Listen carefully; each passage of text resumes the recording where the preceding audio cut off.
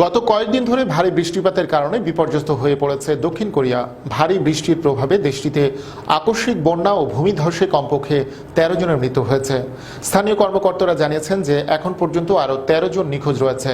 দেশটির কেন্দ্রীয় বিপর্যয় ও সুরক্ষা ব্যবস্থাপনা কর্তৃপক্ষের সদর দফতর থেকে এক বিবৃতিতে জানানো হয়েছে যে দুর্যোগের কারণে রাজধানী শহর সিওল এবং এর আশপাশের ১,০০০-এর বেশি মানুষ নিজেদের বাড়িঘর ছেড়ে অন্যত্র আশ্রয় নিতে বাধ্য হয়েছেন।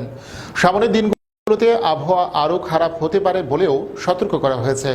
দুর্যোগের কারণে বিভিন্ন দুর্ঘটনায় মারা যাওয়াদের মধ্যে ৬ জনের মৃত্যু হয়েছে ভূমিধসের ঘটনায়। বৃষ্টি বন্যায় ৫,৭৫১ একরের বেশি ফসলের জমি ক্ষতিগ্রস্ত হয়েছে। এদিকে দুর্যোগের কারণে ক্ষয়ক্ষতি ও পরিস্থিতি নিয়ন্ত্রণ আনতে বিভিন্ন স্থানে ২৫,০০০-এর বেশি পুলিশ ও স্বেচ্ছাসেবী নিয়োগ দিয়েছে দক্ষিণ কোরিয়া সরকার।